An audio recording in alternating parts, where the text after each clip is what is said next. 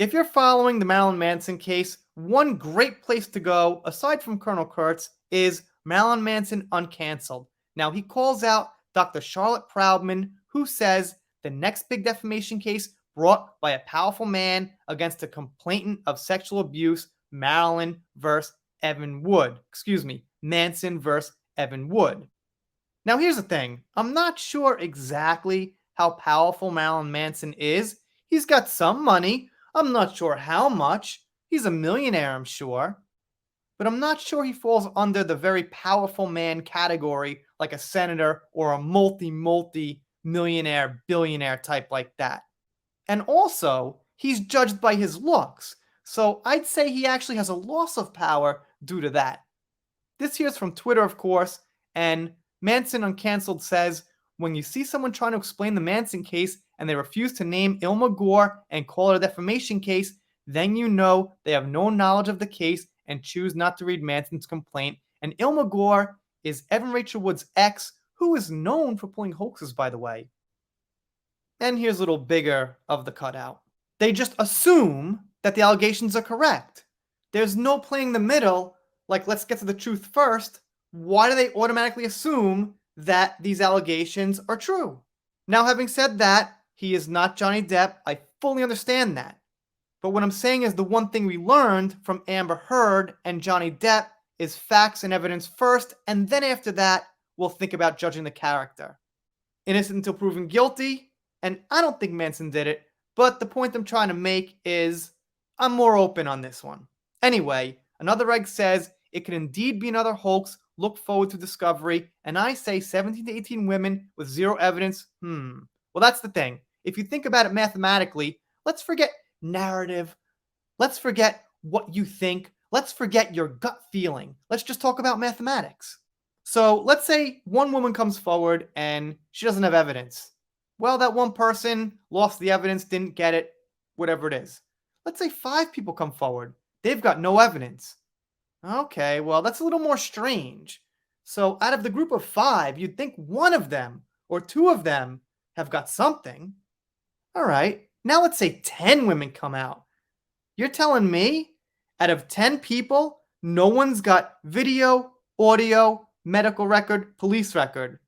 What are the odds mathematically that out of 10 people, no one has anything? Well, now let's go up to 18 or 19 or whatever it is, and what are the odds that none of them have evidence? I'd say really low. Some of them should have evidence. The argument, it's hard to come out if you're abused, you get scared to come out, this kind of thing. Well, out of all these different personalities and types of people, you'd think some of them would have come out.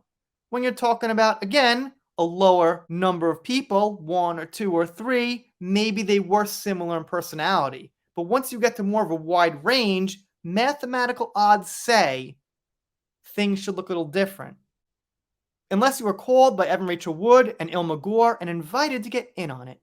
And of course, we'll have people attacking Depp supporters as time goes on. This person says Depp stans would be credible if they had 10% of the outrage and witch hunting powers they had against Heard, against Manson, who's accused by 20 women. I don't see the connection.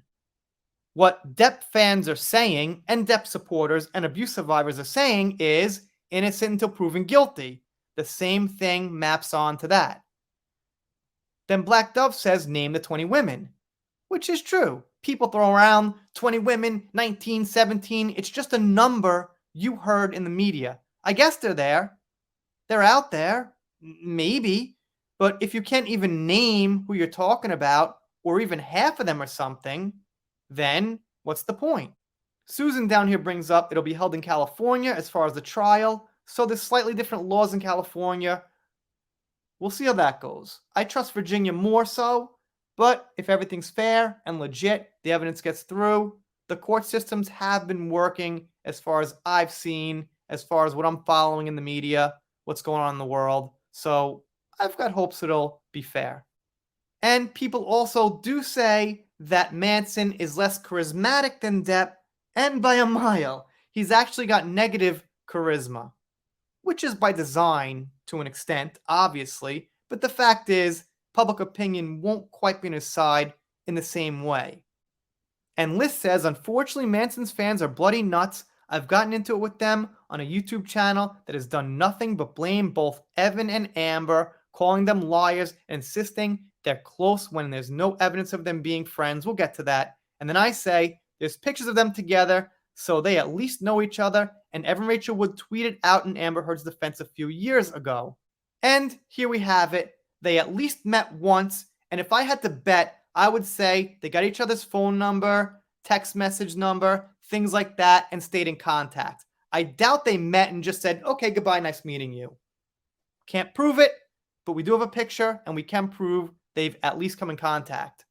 And people keep bringing up David Shane, Amber Heard's PR guy, and the standard is, well, if you're going to say that Manson did this abuse, that Johnny did this abuse based on only allegations, you should have it in for Amber's PR guy.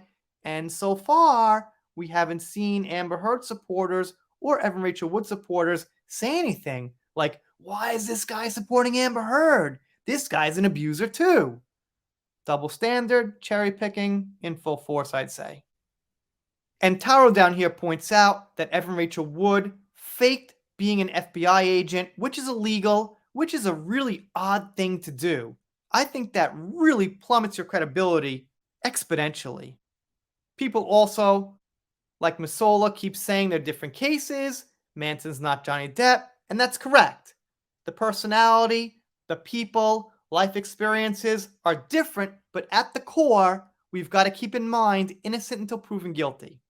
And Love Michelle says this is going to be an ugly fight, but there are numbers of women this time. I assume Adam Waldman is already rigging the internet against Wood, but I'm personally going to fight tooth and nail on this one. He is a monster. He must be called only by his legal name, Brian Warner. So people who support Evan Rachel Wood also tend to support Amber. Like you see, this person here is calling out Adam Waldman. And you can't rig the internet. The internet is connected by billions and billions of people all over the world with their own individual opinions. So that's a silly thing to say, uneducated, and just gonna have to give it a flat out wrong.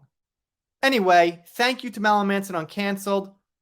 Great account on Twitter. Great guy doing some good work. If you're not subscribed here, consider it. I'm doing Depp vs. Heard, Manson, pop culture, celebrity news. If you don't subscribe, well, I guess I'll be pretty sad about it. But I'll get over it, make a new video. Rant done for now. See you next time.